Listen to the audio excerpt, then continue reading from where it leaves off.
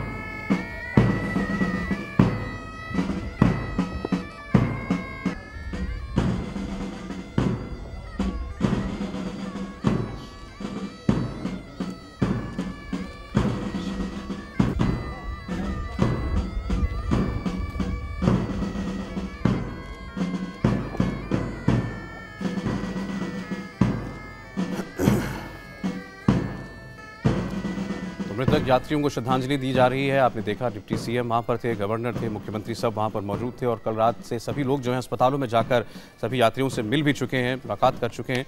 और जो मेहमान हमारे साथ जुड़े में लगातार, एक बार फिर अब उनके पास चलते हैं। सुशील पंडित जी ने हमें ज्वाइन किया है और अब प्रदीप सिंह जी भी हमारे साथ हैं और साथ ही जनरल सिन्हा भी। जनरल सिन्हा, लेकिन एक बार फिर चर्चा की शुरुआत मैं आपसे ही करना चाहता हूँ।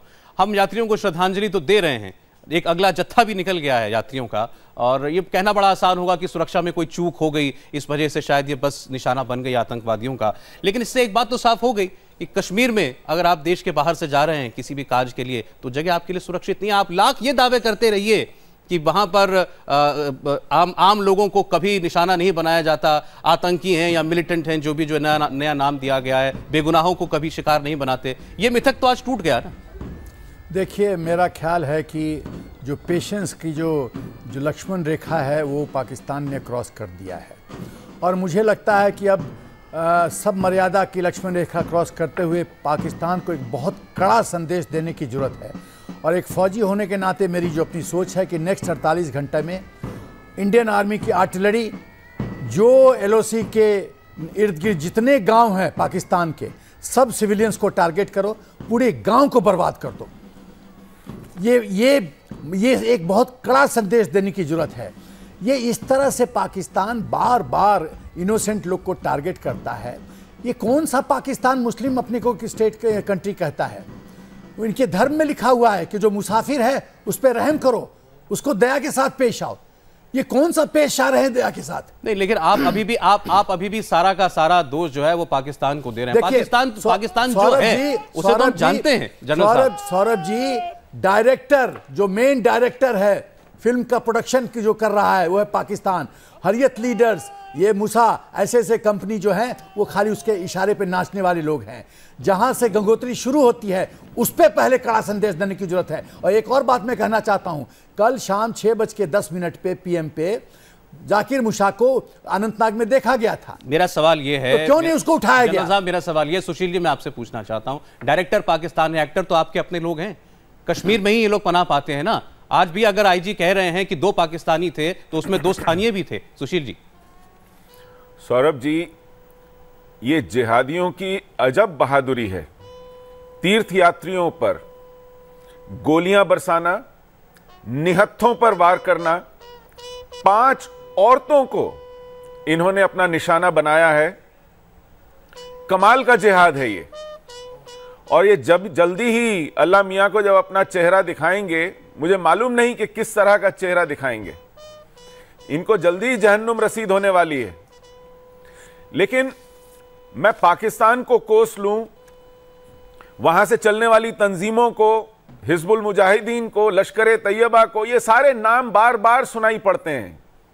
इससे कोई ढाढ़स नहीं बनता, कोई दिलासा नहीं मिलता। दिक्कत यह है कि साल भर में एक ये यात्रा हर साल होती है। जैसे दिल्ली में 26 जनवरी और 15 अगस्त के लिए चाक चौबस तैयारी होती है, इसी तरह कश्मीर में साल भर में केवल एक ये यात्रा है जो लिटमस टेस्ट है जी, पॉलिटिकल सीरियसनेस का, सिक्योरिटी के बंदोबस्त का। हमने क्यों अपना पॉलिटिकल गार्ड, अपना सुरक्षा का दृष्टिकोण इतना ढीला कर दिया है कि आज 1, 2, 4 बसों के जत्थों को सुरक्षा मिलती है, लेकिन सड़कें निरापद नहीं हैं, राजमार्ग निरापद नहीं है, आतंकवादी छुट्टे घूम रहे हैं। 7 बजे के बाद आप सड़क पर गाड़ी नहीं निकाल सकते। ये कहा जा रहा है कि 7 बजे के बाद सुरक्षा नहीं, बना लेते हैं। इसके लिए आपको झुंडों में चलना पड़ता है। यह कौन सी सुरक्षा है? और प्रदीप जी, इसके बाद फिर हम ये कहते हैं कि केवल दक्षिणी कश्मीर के कुछ हिस्से ही तो हैं जहां पर ये मिलिटेंसी है, जहां पर ये आतंकवादी हैं, और वो भी उनको भी हम टारगेट कर रहे हैं। कश्मीर आइए, कश्मीर आपके लिए है, कश्मीर आप घूमिए आकर के, कश्मीर के टूरिज्म का आनंद लीजिए, कश्मीर की तरक्की में अपना हाथ बटाइए, लीजिए, ये आनंद लीजिए। आप प्रदीप जी, आप निहत्थे निर्दोष घूम रहे हैं, तीर्थ यात्रा पर निकल रहे हैं, और अब लाशों को ढोइए, ये आनंद लीजिए आप कश्मीर में। मेरा मानना है कि हमको पाकिस्तान को दोष देना बंद कर देना चाहिए। पाकिस्तान क्या है, वो क्या करता है और क्या कर रहा है, उसके मंसूबे क्या हैं, ये दुनिया में किसी से छिपा नहीं, और वो यही करेगा, बिल्कुल करेगा और बार बार करेगा। हमको मालूम था कि अमरनाथ यात्रा शुरू हो रही है और इस पर हमला होगा, उसके बावजूद सुरक्षा में अगर चूक हुई है तो इसके लिए जिम्मेदार पाकिस्तान नहीं है, इसके लिए जिम्मेदार हम हैं। हमारी जो इंटेलिजेंस है, लोकल इंटेलिजेंस है, वो क्या कर रही थी? हमारी सुरक्षा व्यवस्था में ऐसे हाई अलर्ट में क्यों चूक हुई? एक सवाल। दूसरा, ये केवल आतंकवाद तक मामला नहीं सीमित है, ये देखिए इसके राजनीतिक आयाम भी दिख रहे हैं।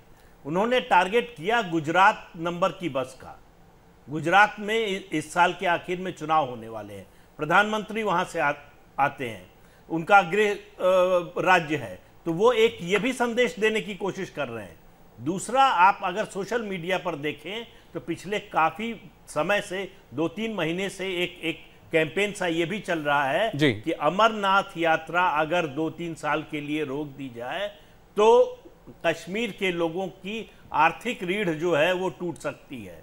इस तरह की घटनाएं, इस तरह के तत्वों को और हवा देंगी। मेरा कहना यह है कि कोई तो जिम्मेदार है इस आतंकी हमले के लिए। आप देखिए, ये भी मेरे ख्याल से हास्यास्पद सी बात है कि जब ये यात्रा शुरू होने वाली थी, जब ये इनपुट आ रहे थे कि हमला हो सकता है, तो यही हमारे पाले पोसे हुए पाकिस्तान परस्त लोग जो हैं, मीर वाइज उमर फारूक, सैयद अली शाह गिलानी, यासीन मलिक, इन सब ने यह कहा था, जनरल सिन्हा, कि घबराने की आपको कोई जरूरत नहीं है, यात्री हमारे मेहमान हैं, हम यात्रियों की सुरक्षा का जिम्मा लेते हैं, आप आइए, आपकी यात्रा पर हम आपको आमंत्रित करते हैं। आज भी इस हमले के बाद वो कह रहे हैं कि ट्विटर पर जाकर कि बड़ा हमें अफसोस है कि हमला हो गया। जिसने हमला किया वो कौन था? क्या उसके बारे में कभी कुछ इन लोगों ने कहा? वो कहां से आता है? वो कौन लोग होते हैं? वो जब आते हैं बॉर्डर क्रॉस करके तो वो किनके घरों में रहते हैं? और उन घरों में रहने वालों को शेयर कौन देता है? यही लोग देते हैं। लेकिन हम क्या करते हैं? हाउस अरेस्ट में ये सब लोग, ये हाउस अरेस्ट में रहकर फोन पर पाकिस्तान से लेकर दुबई से लेकर हर जगह बात कर लेंगे, आतंकवादियों के लिए हर इंतजाम कर देंगे, लेकिन हम इन्हें हाउस अरेस्ट देते हैं। देखिए, बहुत दुख की बात है कि हम अभी भी सॉफ्ट स्टेट के मॉडल से भी बाहर नहीं निकले हैं। हमको अब इजरायली मॉडल में घुसना पड़ेगा, इजरायली को मॉडल को आइडियल मॉडल मान के उसको फॉलो करना पड़ेगा। एक मिरवाज फारूक उस मॉस्क में अंदर रहता है, कुछ स्टेटमेंट देता है, अब बाहर डीवाईएसपी पंडित की हत्या होती है और अभी तक वो फिर खुलेआम घूम रहा है। इस तरह का जो टॉलरेंस देश में जो राजनीतिक तंत्र है वो दिखाती है, उसी का नतीजा है कि ये सब हम लोग को भुगतना पड़ता है।